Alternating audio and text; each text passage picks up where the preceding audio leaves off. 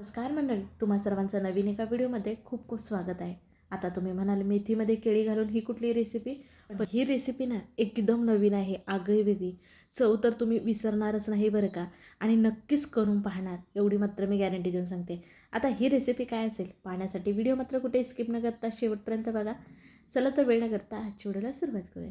सुरुवातीला बघा, एक वाटीभर इतकी मेथी घेतली, निवडून घेतली. मेथीचा ना पालाच घ्यायचा आहे, जो देठ असतो ना तो घ्यायचा नाही. ह्याचं कारणसुद्धा तुम्हाला पुढं सांगते.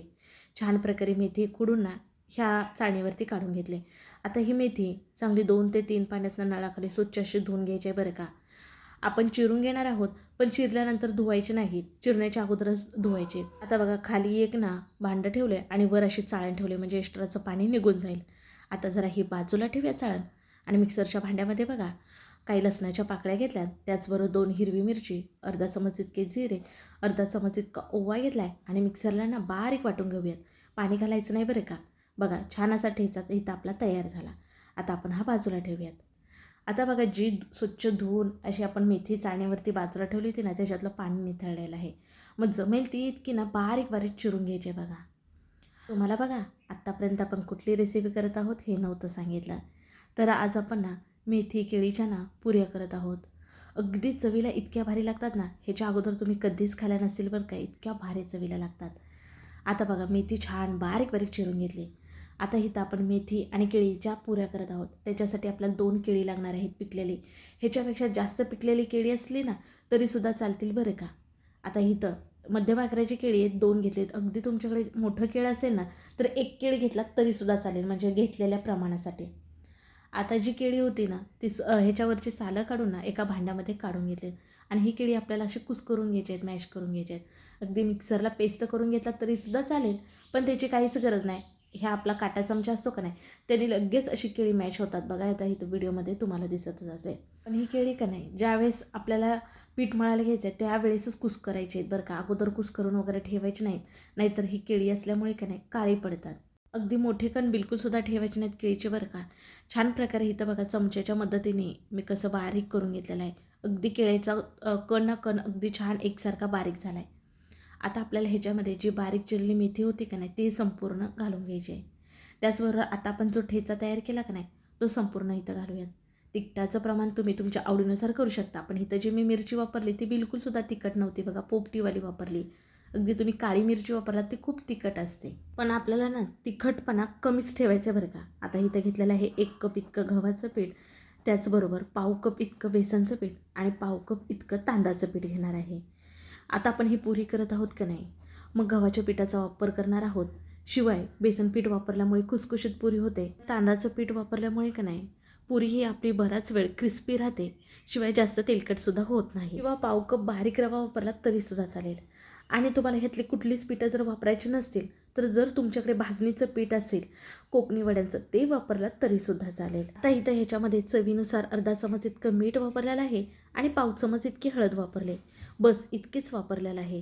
तुम्हाला ह्याच्यामध्ये कुठला मसाला वापरायचा असेल तर वापरू शकता, पण मेथीचा असा स्वतःचा फ्लेवर असतो. शिवाय जी केळी वापरली का नाही ती पिकलेली वापरली, त्याला स्वतःचा असा गोडसरपणा आणि फ्लेवर असतोच, त्याच्यामुळे इतर मसालेही घालायचे नाहीत. आता बघा, ह्याच्यामध्ये बिलकुलसुद्धा पाणी वापरायचं नाही, कारण जी केळी होती मॅश करून घेतली होती ते पातळ झालं तर बघा, त्याच्यातच आपल्याला मळून घ्यायचं आहे. आता इथं मी घेतलेलं प्रमाण अगदी सगळं बरोबर होतं, पण जर हे पीठ तुमचं पातळ झालं तर आणखीन तुम्हाला सगळं पीठं थोडी थोडी वापरायची आहेत बरं का. हे पीठ आहे ना आपलं जरासुद्धा सैलसर ठेवायचं नाही.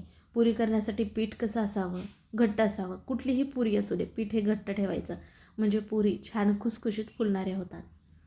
आता बघा, छान असा ह्याचा गोळा झाला की थोडंसंच तेल घातलेलं आहे वरून, आणि पुन्हा छान प्रकारे हे मर्दून पीठ मळून घेऊयात. कारण ह्याच्यामध्ये आपण केळी वापरले त्याच्यामुळे ना हे पीठ खूप आपल्या हाताला चिटकतं, त्यामुळे तेल घालून ना पुन्हा आपण छान प्रकारे मर्दून घेऊयात. अगदी छान मऊ करून घ्यायचं आहे. अगदी इथं पिठाचा गोळा हा घट्ट झालेला आहे. बिलकुलसुद्धा मला वरनं पीठ जरासुद्धा घालण्याची गरज पडली नाही बघा, आणि पाणी मात्र 1 थेंबसुद्धा ह्याच्यामध्ये वापरायचं नाही बरं का. आता ह्याच्यावरती झाकण ठेवून 5 मिनटं भिजत ठेवणार आहोत. जास्त वेळ भिजत ठेवायचं नाही, कारण ह्याच्यामध्ये केळं वापरलं का नाही हे पीठ पातळ सैलसर होतं, मग आपल्याला पुऱ्या फुलणाऱ्या खुसखुशीत होत नाहीत, कडक होतात. म्हणून ह्याचे छोटे छोटे गोळे तोडून घेऊयात. आपण इतर पुरी करत असताना कसे लिंबा एवढे गोळे तोडतो तसे गोळे तोडून हातावरती थोडेसे मळून घ्यायचे आणि असे चपटे करून घ्यायचे बरं का. हाताला थोडंसंच तेल लावलेलं आहे. आता आपण लाटून घेऊयात. इतर पुरी कशी आपण लाटतो नेहमीची तशीच पुरी लाटून घ्यायची आहे. पुरी लाटत असताना बिलकुलसुद्धा सुक्या पिठाचा वापर करायचा नाही, कारण तेल लावलेलंच आहे का नाही, त्यामुळे सहजपणे ही पुरी लाटायला ते चिटकत नाही.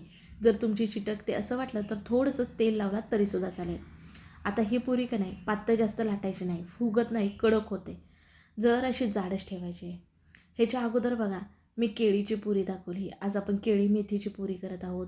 मेथीची मसाला पुरी, त्याचबरोबर भाजणी न करता मसाला पुरी, वेगवेगळ्या पुरींचे व्हिडिओ आपल्या चॅनलवरती अपलोड आहेतच बरं का. ते सुद्धा पाहून घेऊ शकता. अगदी परफेक्ट पुरीचे तुमच्यासोबत व्हिडिओ शेअर केलेले आहे.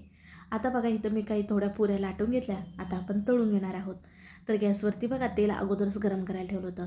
एक छोटा गोळा टाकून बघायचा म्हणजे तेल आपलं कितपत गरम आहे. जास्तीचं कडकडीत तेल गरम करायचं नाही. आणि शिवाय तेल जर गरम नसेल तर पुरी ही तुमची तेलकट होऊ शकते. त्यामुळे मध्यम तेल गरम असावं. एक बाजू छान तळून झाली की दुसरी बाजूसुद्धा छान तळून घेऊयात. असा हलका सोनेरी रंग आला की आपण काढून घेऊयात. तुम्हाला सांगितलं होतं बघा, मेथी चिरत असताना का नाही एकदम बारीक बारीक चिरून घ्यायची. शिवाय देठाचा भाग घ्यायचा नाही, कारण आपण पुरी लाटते वेळेस ना देठ जर मध्येत आला तर ना आपली पुरी फुटली जाते, त्याच्या आतमध्ये तेल शिरतं. शिवाय पुरी ना आपली फुलंसुद्धा नाही. त्यामुळे ना पालापालाच घ्यायचा आहे मेथीचा आणि बारीक चिरून घ्यायचे बघा. म्हणजे का नाही ह्या पुऱ्या अशा फुलतात बघा. अगदी दिसायला देखील छान दिसतात. मस्त असा सोनेरी रंग येऊ द्यायचा आहे बरं का. बघा आता तुम्हाला बऱ्याच पुऱ्या दाखवल्या. मध्येच जिथे ना मेथीचा पाला जास्त आला तिथं आपली मात्र पुरी ही फुलत नाही बरं का. ही पुरी ना तेलात जरी तळून घेतली पण बिलकुलसुद्धा तेलकट होत नाही बरं का. आणि ही पुरी ना गरम गरम खायला इतकी छान लागते. ह्याच्यासोबत दुसरं काहीच खाण्याची गरज नाही. कोरडी जरी खालात ना हिची टेस्ट तशीच छान लागते बरं का. आता माझ्या घरात तर मी अगदी जशा काढून घेत आहे ना तसेच मुलं खात आहेत बरं का. खरं सांगू का, आता ह्याच्यामध्ये ना तिखट, थोडीशी कडवट चव आहे मेथीची आणि केळी जी पिकली वापरली ना त्याचा स्वतःचा असा गोडसरपणा आहे. त्याच्यामुळे ही पुरी जी आहे ना ती चवीला इतकी छान लागते, इतकी छान लागते ना, खरंच खूप छान लागते. मी सांगते ना, म्हणून नक्की करून बघा.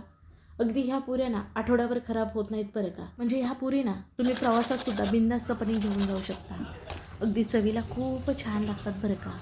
मी सांगते ना, म्हणून नक्की घरच्या घरी थोड्या तर प्रमाणामध्ये करून बघा. चव तुम्ही ह्या पुऱ्याची विसरणार नाही, इतक्या छान लागतात. तुम्हाला ह्या पुऱ्यांचा आवाज तर ऐकवलेलाच आहे. शिवाय तुम्हाला एक मोडूनसुद्धा दाखवते, म्हणजे तुम्हालासुद्धा कळेल त्या किती खुसखुशीत झाल्या. मग आजची तुम्हाला केळी मेथीच्या पुऱ्या ह्याची रेसिपी कशी वाटली नक्की कमेंटमध्ये सांगा.